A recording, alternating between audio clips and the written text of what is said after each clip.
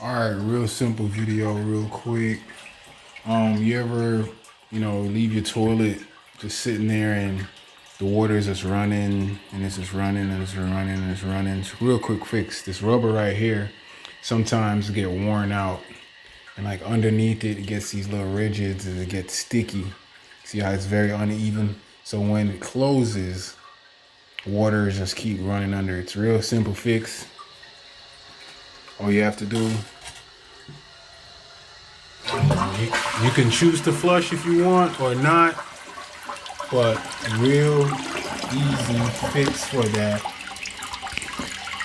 You can change the rubber out, but underneath the rubber, the gunk from your old rubber will fall off on the lip of, of the tank, of the bottom of the tank. So you just lift that right there, take something, like this, something flat. You can use a knife or whatever, and just scrape around the lip. You see right there? Scrape around here. Scrape this lip off around. Because even when I put the new flapper on, it was still dripping. So take that, scrape underneath the rubber,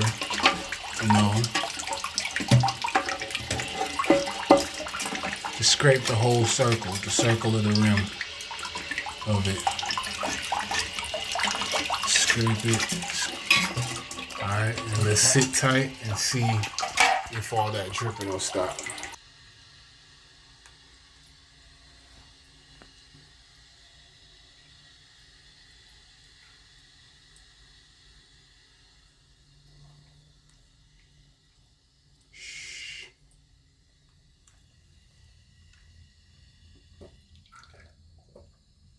Nothing.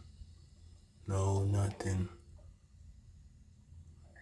No leaks, no running sound, no dripping sound, no nothing.